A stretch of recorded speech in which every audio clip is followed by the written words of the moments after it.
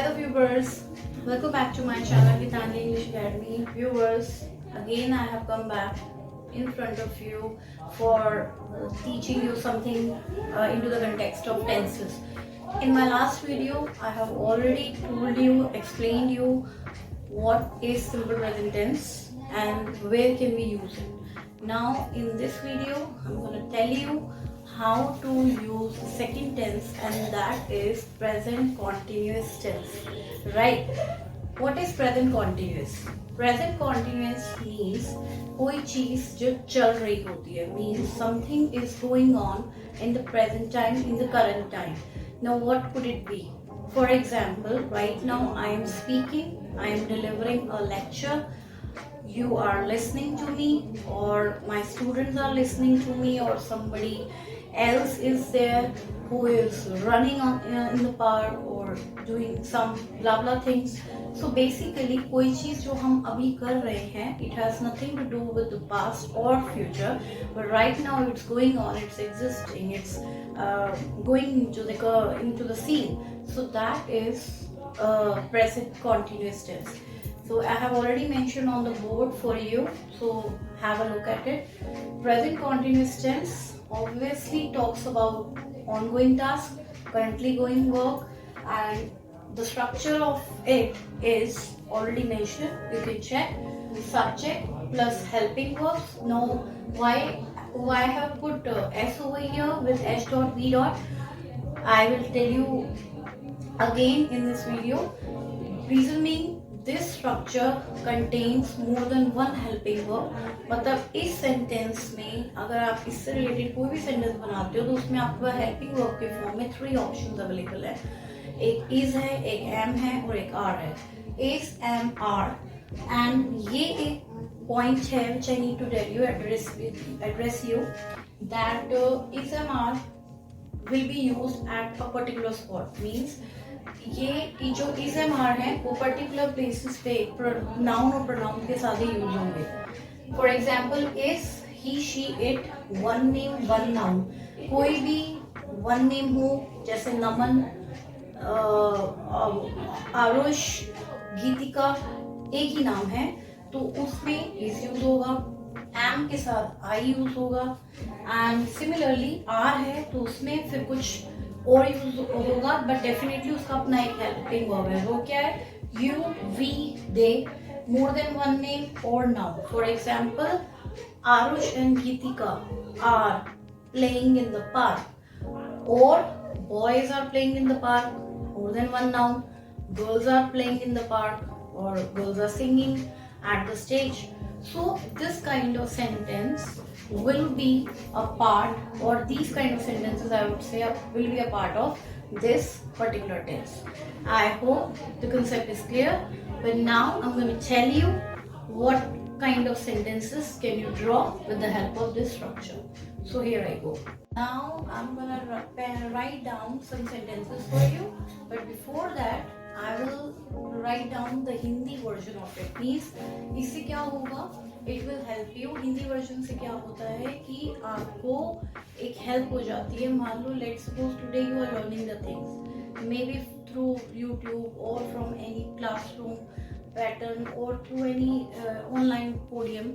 But the point is, आज तो चीज़ें सब याद है, क्रैम भी कर ली, समझ भी ली, तो आपने सेंटेंसेस भी बना के दिखा दिए. But maybe after some days, some weeks और months, you again start forgetting the things, और maybe some things are going to get skipped from your mind. So I believe उसके लिए एक सिंपल सा tip है, आपको मैं share करूँगी. वो ये कि आप एक टेंसेस का चार्ट बनाएं, make a chart of tenses. उस पर टेंसेस का नाम लिखें, जैसे let's suppose simple present tense, present continuous, sequence में लिखना शुरू करें, और उसी के आगे उसकी हिंदी का वर्जन प्लस उसका structure. I repeat, simple present tense या प्रेजेंट कंटिन्यूअस, जो भी टेंस आप लिख रहे हो लिखते जाओ. उसके बाद उसका हिंदी का वर्जन, मतलब सिंपल प्रेजेंट टेंस में करता है, करती है, करते हैं. सिमिलरली प्रेजेंट कंटिन्यूअस का भी मैं बताऊंगी, कर रहा है, कर रही है, कर रहे हैं. फिर उसके आगे ही उसका स्ट्रक्चर फॉलो करें और उससे रिलेटेड एक सेंटेंस भी बना दें. जैसे एक ही सेंटेंस ले लें, जैसे ही सिंग्स, ही डज सिंग, और उसके अकॉर्डिंगली, और दे सिंग, दे डू सिंग. अब प्रेजेंट कॉन्टिन्यूस में आएंगे तो उसके अकॉर्डिंगली हो जाएगा। He singing, they are singing, I am singing. उससे क्या है, चीज़ें एकदम कॉन्फिडेंटली आपको चीज़ें क्लियर होंगी और बहुत क्लियरली समझ आएगा सब कुछ और माइंड में फीड हो जाएगा। कभी भी कंफ्यूजन हो, कोई माइंड में इफ एंड बट चल रहा हो, straight away move on to that chart, just look at that chart and you will be able to grab those things and get those things into your mind. So now without wasting or without consuming your further minute, I'll tell you over here कि इसमें कैसे sentence बनाना है। ठीक है, let's suppose मैंने नाम लिया नमन। नमन आपको पता ही है, अभी मैंने ऑलरेडी बताया था, आप पीछे फिर रिकैप देख सकते हो थोड़ा सा उसका, पीछे जाके रिवाइंड करके। नमन के साथ एक है तो इज आएगा। Naman is playing in the park. ठीक है, क्या मतलब है, नमन पार्क में खेल रहा है। अब एक से ज्यादा कुछ अगर लेना है तो हम ले सकते हैं यू। यू के साथ क्या आता है, आर। यू एक के लिए भी आता है, यू दो के लिए भी आता है, दो से कई ज्यादा के लिए भी आता है। यू आर सिंगिंग, ठीक है, अ सॉन्ग।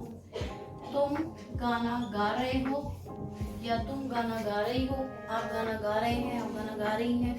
ठीक है, रिस्पेक्ट से। तो ऐसा कुछ आप आई है तो डेफिनेटली आपको पता है आई एम ईटिंग एन एप्पल। और इसमें टाइम फ्रेज डालना है कि अभी के लिए कुछ शो करने के लिए कि अभी हो रहा है तो नाउ ले सकते हैं, I am eating an apple now और I am eating an apple at the moment. Well at the moment कोई रिक्वायरमेंट नहीं है, वो थोड़ा फॉर्मल होता है। सिंपल भी बोल के प्लेन इंग्लिश भी यूज कर सकते हो, आई am eating an apple now, मैं अभी एप्पल खा रहा हूँ या खा रही हूँ। तो ये इसकी सेंटेंसेस हैं and I hope you have understood the concept. एक हिंदी आपको बता देती हूँ, कर रहा है, कर रही है और कर रहे हैं। और अदरवाइज मैं के केस पे कहना है तो कह सकते हैं मैं कर रहा हूँ, मैं कर रही हूँ, समथिंग लाइक दैट। ठीक है, सॉरी ये थोड़ा सा रब हो गया था। ओके, तो कर रहा है, कर रही है, कर रही है, ऐसे अभी हिंदी का चार्ट बनाओ, उससे आपको बहुत हेल्प मिलेगी। और I hope the concept is clear. If you have any question do message us, do drop your comments and we will definitely get back to you. Till then, stay blessed, keep smiling and keep shining. Bye bye.